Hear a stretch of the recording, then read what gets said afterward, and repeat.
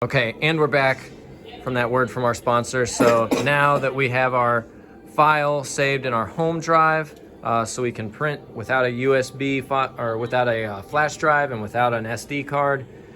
Let's see how this goes, Anthony. So all you got to do is once you're logged in, you just go right down here to the little search bar, type in LoseBot. Just the name of the printer. Yeah, it just pops up.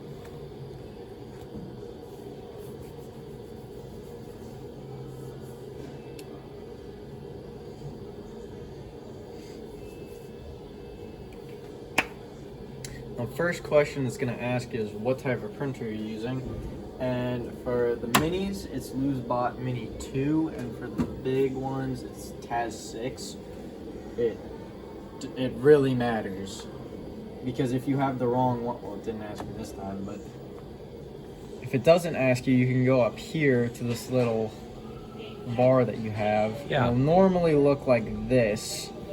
It'll pop up once you're first in, and it'll say LoseBot Mini, Mini 2, Taz 5, Taz 6. Yeah, and we're using minis and Taz 6. 6. Yeah. So you just hit Taz 6, add printer, and you don't touch anything in here because we haven't That's its default modified settings. anything except for that piece, but that doesn't matter. Don't do that. Don't do that. No. I can't do anything with that. Okay, so whenever you get your filament, right? So this is your film. What did they do? Okay. You get your filament, and the first thing you're gonna do is figure out the diameter. And you figure out the diameter. I believe this is. That's the stuff that you typically run in a MakerBot. Isn't that 1.75 millimeter? Yeah, it's 1.75, right? Yeah, I believe so. So Yeah, because all the filaments can be different. Like this, yeah. like here, I'll just tell our viewers, like this filament we have right here, that's a different diameter. It's thicker. And you can even see just looking at it that it's a thicker diameter than this skinny stuff over here, more of this 1.75 filament. So, yeah, that really matters. That basically tells your printer what to run it at, Yeah, because if you put the wrong number in there, it's going to mess up your infill. Your heat. Yeah. It's going to mess up everything. It's not going to be fun. You really only need to touch a couple of these settings, which is diameter, infill. Your infill really, that's 85, that is really high. It does not need to be above 20% most of the time. Because we're just trying to print thin things that aren't going to be like under pressure or whatever. Little tiny prototypes. Infill is just like how dense the plastic prints, right? Mm-hmm. Sometimes you'll have to mess with the printing temperature just because sometimes it gets a little too hot, which 250 seems pretty hot. Well, this is in Celsius, I noticed too. Yeah, everything's in metric. Yeah, 250 Celsius is quite hot. Yeah. Other than that, the only other thing you really need to touch is supports. And most of the time you just want to hit generate supports and then just leave that as is. It will just put in supports as needed. So then to get your file on here, you go to open file. You can go through your home drive here, which most of the time it already pulls it up for you. So then you go to your file, you go to wherever you saved your STL, and then once you click on it, it'll show up. It'll be right here. Yeah. Then you just click it, and then it's going to be really tiny.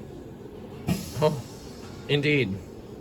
So that's why you get your earlier Z, because if you notice, the Y is at 2.5, which was our inches, but now it's in millimeters. So then you go to the Z instead of the Y, because of, well, hold on. Actually, you probably need to rotate it. Whatever. Go to the Z first, go 63.5. This is what you converted from the height Yeah. earlier. Yeah, because the Z is your up and down, And so Just so get that's it big what enough so you defines can the height. grab it and then rotate, and because once you're done rotating it, then your It'll Z will stand be, it up straight. then that's when you want to edit your Z. Come on.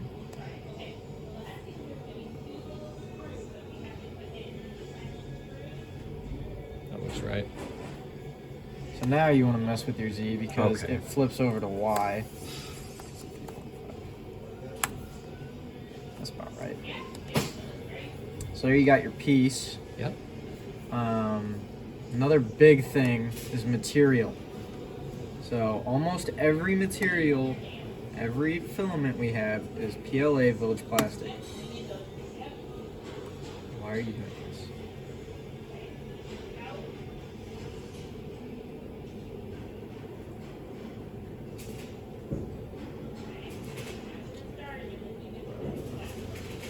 You just kept the settings as they were.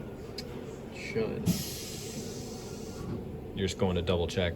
Yeah, I see Yeah, diameter it's still at still the same. 175. You had mentioned the heat earlier, and we were at 250 Celsius. Are you going to stay at that? Well, now Heat. it dropped back down because we changed to a different filament. Oh, type. okay. That's why it was at 250. Okay. So yeah, every filament here is a PLA Village Plastic. It's nothing else, and that's the thing that screws up most prints, is because people forget that you need to actually change the material, or they just don't know. Sure. So now we're gonna do a filament change. Let's do a filament change. Normally, when you're doing a filament change, it'll ask. You have to have the 3D This thing printer on to unplugged. do that. I think this thing's unplugged. Interesting. So I noticed, Anthony, you got this cord hooked up to your laptop into the 3D printer. That's how you print without a USB or SD card, right? Yeah, that's how you print without an SD. You can't Yeah. print with USB unless you have an adapter to this cable. Yeah. So Okay. All right. So we'll call it good. There's our tutorial on how to print.